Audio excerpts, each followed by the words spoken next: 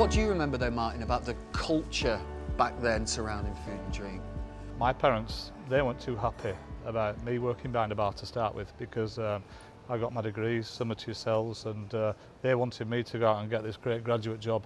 And that was all right for a few months, but then it was like, when are you going to get a proper job? I just gradually progressed then, and I think in fairness, the career process at Whitbread at the time was fantastic. And I think it has changed a lot. People are seeing it as a lot more as a career now. And whereas probably 20, 30 years ago, when I was there, it wasn't seen as a career for people to leave university and go into as a career. I think as an industry, we should be better at communicating all the different roles, that it's not just being a chef or waiting on, but you can be marketing or customer service within catering and hospitality. I think the biggest difference nowadays for me, as for seeing it in the last 20 years coming out, it used to be an industry that mopped up everybody that didn't really know what they wanted to do or fell out of another industry. Yeah. So, whereas now it's seen as an industry you can actually start a career in. And respecting people coming through. The, you know, for instance, our team, no one does more than a 10-hour shift, maximum of 5 days, maximum of 48 hours. When we all, yeah, well, when we all first started off, lucky to get past 8.5 nowadays. In terms of, yeah, it was like the old AFDs, and that was it, AFD, and then open and close. Breakfast AFD, yeah. Even more exciting. Yeah. So in terms of respecting people, in terms of their hours and their well-being. Yep.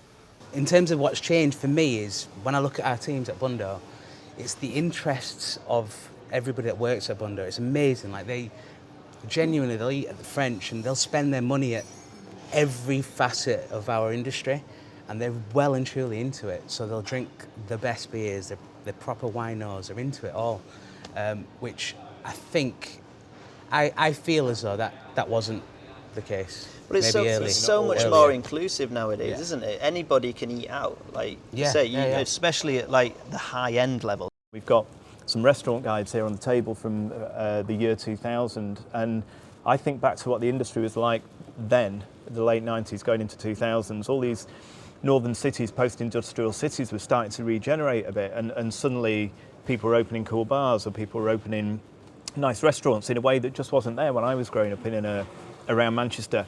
And some of the terminology in these guides is brilliant, because they have to put everything in inverted commas, even things like al fresco or stuff, because these are dangerous and scary new terms that no one's au fait with using. So you go back and read them, and it really throws into sharp relief quite how much more sophisticated and demanding and discerning the audience is now. And I think that is the most interesting thing. It's the people, it's the diners that are driving the market, and it is unrecognisable. Probably the biggest change I've seen in the last 20, 30 years is technology.